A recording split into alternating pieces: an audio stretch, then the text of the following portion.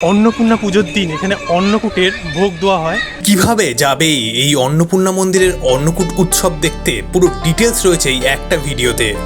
Welcome back to another blog. আর আজকে আমি যেতে চলেছি ব্যারাকপুরে দাদা বৌদির বিরিয়ানি দাদা বৌদির বিরিয়ানির সামনে দিয়ে অন্নপূর্ণা মন্দিরে। আমাদের মায়েরা কেমন জানো, সব তো খেতে দেয় না, শুধু বলে মোটা হয়ে যাবি মোটা হয়ে যাবি। কারণ আজকে গঙ্গা জল আনতে হবে আর রবিবার আছে। দেখা যাক আজকে কিরম ভিড় হয় রাস্তায়, তোমাদের দেখাবো। তো চলো ব্লগটা স্টার্ট করা যাক। এখন রয়েছি আমি ঠিক ব্যারাকপুর ব্রিজের মাঝখানটাতে। এই জাস্ট ব্যারাকপুর ব্রিজ থেকে নামলাম আর এবার এই দিকের রাস্তাটা ধরে যাব। এই যে দেখতে পাচ্ছ সেই ফেমাস দাদা বৌদির বিরিয়ানির নাম শুনলেই বাঙালির জিভে জল চলে আসে। তার উপর সেটা যদি আবার হয় দাদা বৌদির বিরিয়ানি, তাহলে ব্যাপারটাই কিন্তু আলাদা। তবে হ্যাঁ, আজকে যতই যাই হোক, আজকে তো আর ট্রাই করতে পারছি না, অন্য কোনো দিন ট্রাই করব। আজকে যাব অন্নপূর্ণা ঘাটে, সেখান থেকে জল নেব, চলে যাব। তাই আজকে মনটা খাই খাই করেই যাচ্ছে।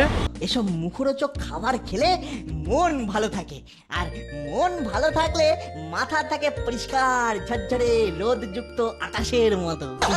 যাই হোক, দুঃখ কষ্ট সাইডে রেখে তোমরা এবার দেখতে পেলে ব্যারাকপুর স্টেশন। আর তোমরা যদি ট্রেনে করে আসো তাহলে এই ব্যারাকপুর স্টেশনে নেমে এখান থেকে অটো কিংবা বাস ধরে সোজা চলে যাবে চিড়িয়া মোড়ে।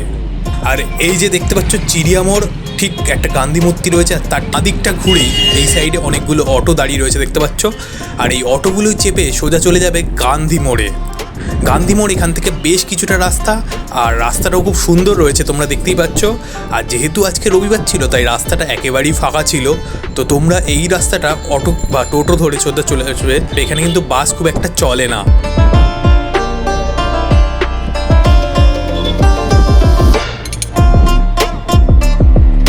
একে তো আজকে রবিবার, তার উপর মনটা বেশ ফুরফুরে, আর তার উপর একদম রাস্তা পুরো ফাঁকা, যাকে বলে একেবারে মজাই মজা। আর এই রাস্তা ধরে এগোতেই বাঁ দিকে একটা হসপিটাল পড়বে গভর্নমেন্টের, এসএন বোস হসপিটাল। সেটাকে ক্রস করেই তারপরে কিছুটা গেলেই আমাদের ডান দিকে ঘুরে যেতে হবে, ওখানেই পৌঁছে যাব গান্ধী মোড়ে। এই যে সামনে দেখতে পাচ্ছ গান্ধী মোড় চলেই এসছে। আর এবার এখান থেকে আমরা ডান দিকে ঘুরে যাব। আর তোমরা যারা অটো করে আসবে তারা এখানেই অটোতে করে নেমে যাবে, অটো থেকে নেমে যাবে এই জায়গাটাতেই। আর এখান থেকে রাস্তা পেরিয়ে চলে আসবে এই দিকে। আর এখানেও যদি তোমরা চাও তো ওখানে অনেক অটো বা টোটো পাওয়া যায়।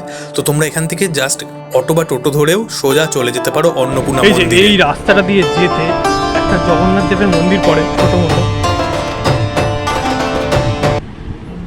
আমি যখন আগের বছর প্রথমবার অন্নপূর্ণা মন্দিরে অন্নকূট উৎসব দেখেছিলাম, আমার খুব ভালো লেগেছিল।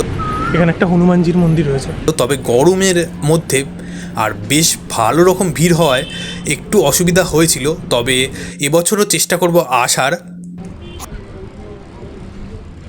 মন্দিরটা বেশ সুন্দর, কিন্তু কারুকার্য করা। দেখিয়ে দিচ্ছি তোমাদের, একদম অন্নপূর্ণা মন্দিরের সামনে।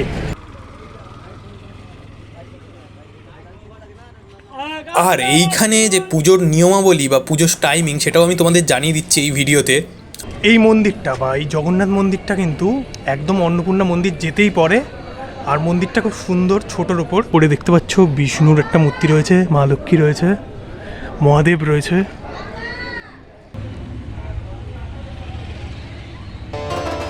মন্দিরটার গেটের সামনের পোর্শনটা কিন্তু একেবারেই নতুন করে তৈরি করা হয়েছে। আর মন্দিরটা কিন্তু বেশ ভালোভাবেই যত্ন করা হয়।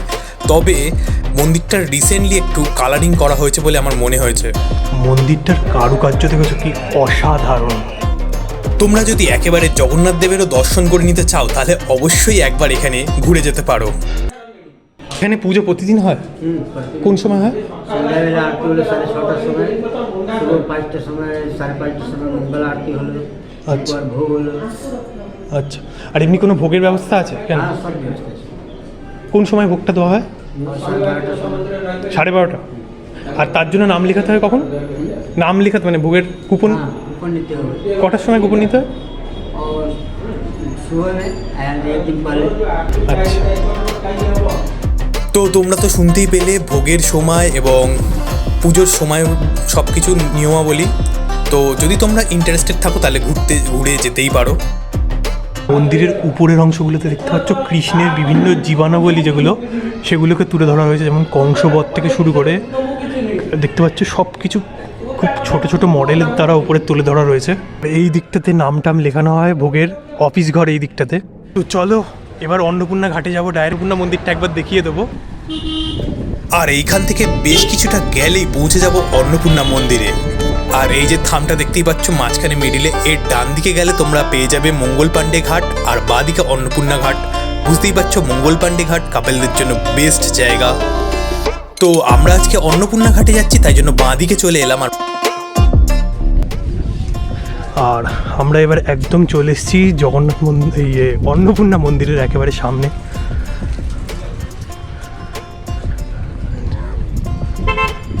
অন্নপূর্ণা মন্দিরের চূড়াটা এখান থেকে দেখা যাচ্ছে। অসাধারণ লুক তোমরা দেখতে পাচ্ছ।